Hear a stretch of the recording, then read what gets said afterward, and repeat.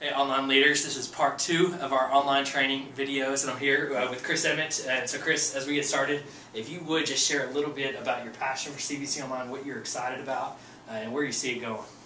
I'm excited at the leverage of it. The fact that you can sit in your living room in your PJ pants, as I tell people, and minister to the entire world, to me blows me away. And Nils and I were talking about this the other day. It's just really hard to get your mind around, at least me personally, just the kind of type of impact that you can have sitting in your living room and typing away. And just that you're having impact on people all around the world, all hours of the night, all in Jesus' name, for going through a very simplistic process. I mean, it's not complicated. You don't have to learn a foreign language. You don't have to get a passport or buy airline tickets. But you can, what'd you call it? Digital missions. Digital missions. I mean, that's what I get excited about. Yeah.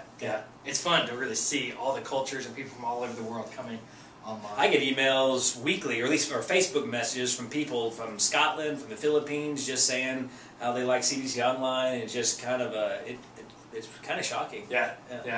What have you found maybe when you've gotten online, and what maybe advice would you have for our leaders about how to interact, and what's different about it? How is it maybe different from being in person, and what's unique? What advice would you give our leaders about that? I'd say it's different in the fact that people are way more open than you think they'd be. I mean, they kind of have the filter of a computer screen and a keyboard, so they're going to tell you things that that they probably wouldn't tell you face to face. Right. So I think, number one, don't be too shocked. Right. People are sitting there, they just unload.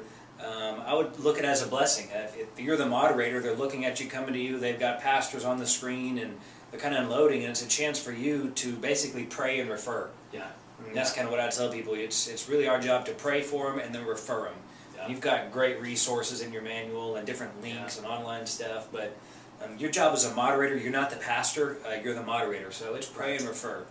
Let me, John, Robert, let us do the preaching and teaching and pastoring, and you moderate and just kind of pray for them and refer them. Right, and that's exactly the role. Is you don't have to have the answers, and you don't have to worry about, what am I going to say in this situation? Be available, be present, listen to them, interact with them, and pray for them and refer. Yeah. And we've got those resources and those links to connect them to those right places. And I think it's also okay that if people aren't chatting as much as you'd like for them to, maybe they're focusing on the message, or maybe it's a serious part. And so whether it's a lot of chat, a little chat, your job is to moderate and just kind of be there to pray for them and get them plugged into the right places. Yeah, that's great. That's great. Any advice maybe on cultural differences, and how do you, somebody in China that's logging in, should we interact any differently with them, or is it really pretty similar to the way we interact with people in the U.S.? Yeah, I think the obvious answer is yes. It is different to interact with them different. That cultural barrier is different, but I also don't think it's as extreme as if you were visiting our country. Right. So I think the online presence, I think Facebook is kind of a neutralizer for a lot of people. Yeah. But I also do think that there are cultural differences. You got to be aware of that. Right. And just kind of turn them to Jesus, and you really can't go wrong. Yeah. I think that's great advice. And just I think we stress out too much. I don't know what to say to somebody there. Yeah. Be casual, be comfortable, get to know them, talk to them like you would talk to anyone else. Sure. I think one of the best conversation starters is, how's the weather? What's it like where you are in your part of the world, or what time is it there? As we have different time differences, and some people it's morning, and sometimes it's in the evening. If you look at the example Jesus gave, he talked with all sorts of people, rich, poor, all across the different little towns he went and visited in, and he just treated them all as equals, and just showed them his love and grace, and that's really what we do.